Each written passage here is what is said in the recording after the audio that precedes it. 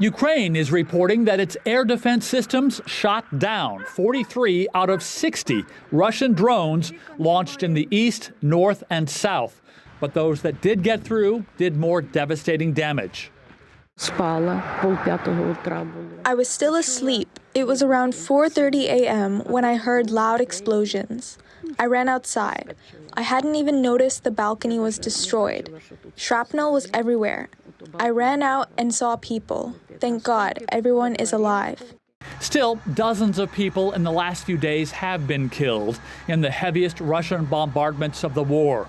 European nations are now defending their decision and confirming that the U.S. agrees to lift the restrictions on the West's weaponry given to Ukraine, so that Ukraine is now free to hit targets inside Russia. Das ist aus meiner Sicht notwendig, denn That is necessary because someone who only repels an attack on their own territory cannot defend themselves adequately. Only someone who is also put in a position to attack military bases on the territory of the aggressor can defend themselves. In fact, the Kremlin reported that Russian air defenses knocked down over 100 incoming Ukrainian drones early on Wednesday, and Russia's foreign minister responded cryptically. When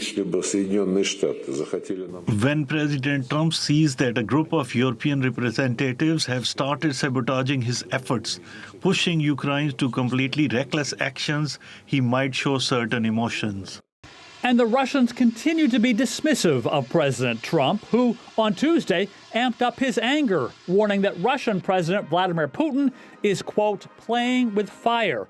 A 2-hour phone call last week between the two men left Trump confident that Putin would soon deliver a so-called memorandum of peace, and brushing off the idea that the U.S. might impose more sanctions against Russia.